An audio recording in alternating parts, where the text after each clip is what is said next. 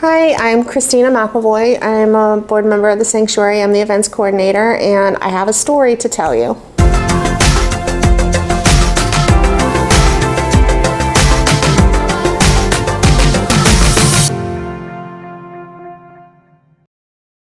So the title of my story would be, building a family. I feel like that's something that when you first come out, you start to question, am I going to be able to have kids? Am I going to have a family? And I just want to share my story about how I built my family.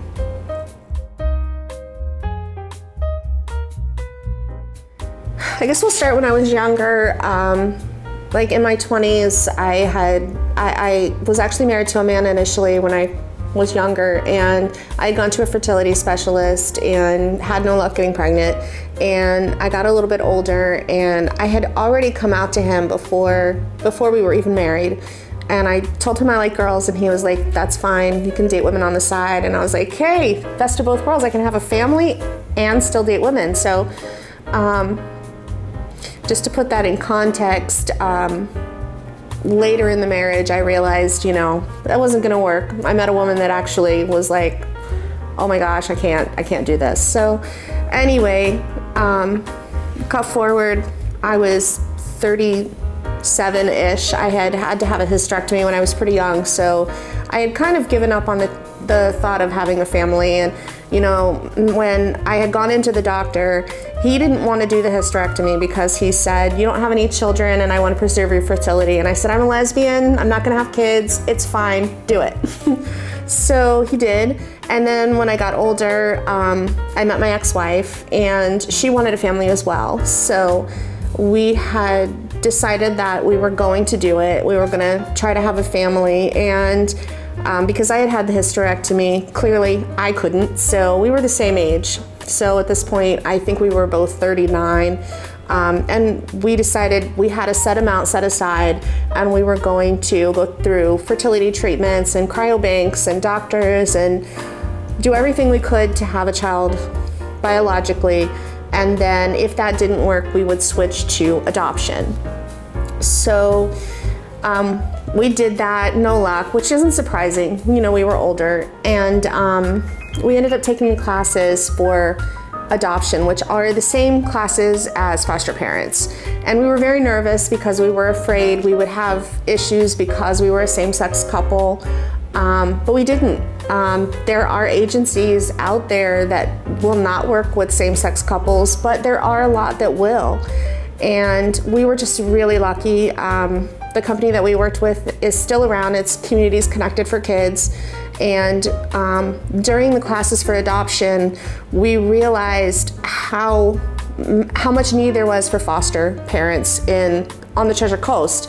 There's so many kids in foster care that they don't have homes for, and they end up going, to Tallahassee or Jacksonville or group homes instead of having a family to live with. And so we decided, we knew adoption was going to take a few years, so we decided, well, let's foster in the meantime. Our wedding was 4 weeks after we got our fostering license. So we said, okay, we'll be a respite foster family. We're just gonna take them for weekends at a time, or if somebody's going on vacation, and then when we get back from our honeymoon, we'll talk about, being a regular foster family. So I think almost a month before the wedding, we get a call. 2 little girls, 1 and 9, will you take them? Just for the weekend, we'll find a permanent placement for them. We said, sure, bring them on. So after the weekend, they came to us and said, their mom seems to be doing everything she needs to do. We anticipate they're only going to be in foster care for a few weeks. We said, you let them stay. Let them stay because there's no sense bouncing them around any more than necessary. So a few weeks passed, and we're getting really close to the wedding. The kids are still with us. The kids were actually in the wedding. And at that time, we had no idea what was to come. We just knew they were an important part of our lives. And they actually went to a respite foster home for our honeymoon, which we cut short to come home because of them. And then we were told, she's really doing everything that she needs to do. We anticipate they'll be going back to their family in probably 3 or 4 months. We don't think it's going to be long term.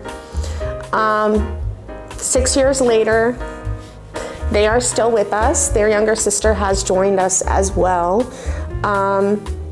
So they are legally adopted now. My ex-wife and I share custody. The relationship didn't work out, but we do co-parent together very, very well. And I just want to share that, if you are LGBTQ, you don't have to give up that hope of having a family. It's out there, it's reachable. It might not be the conventional way that you think that it's supposed to happen, but everything happens the way it's supposed to. And you can have a family and you can have all of those things. It's out there.